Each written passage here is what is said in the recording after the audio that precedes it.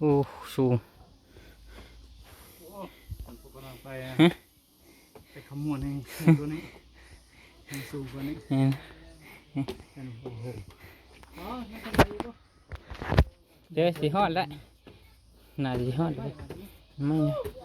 เหยียบผ้า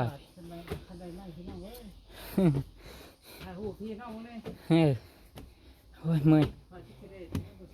เมื่อยเฮ้ยโอ้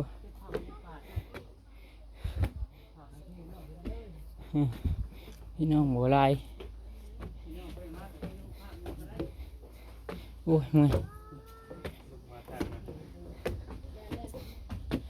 เริ่มจีฮอดเลยเห็นท้องฟ้าขาวแล้วเห็นเนาะโอ้โอ้เห็นเบิดบาน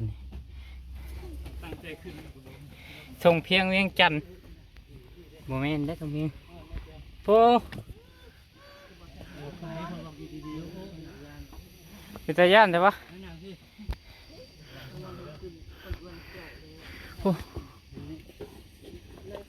โอ้เขาเห็ดกระไรใช่ไหม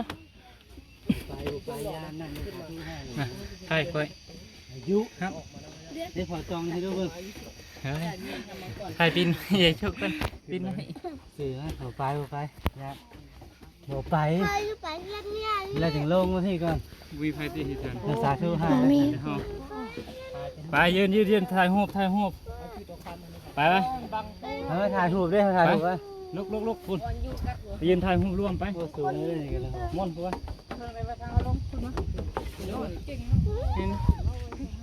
สิลงทางนี้ยานี่ถ่ายรูปไปถ่ายรูป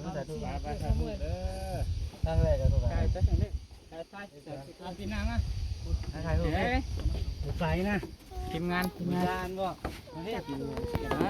ตุ้มดีลงอย่างที่นี่ก็ฮอดจุดสูงสุดของถ้ำมังกรเนาะสูงสุดเห็นทางหาทางได้ไหม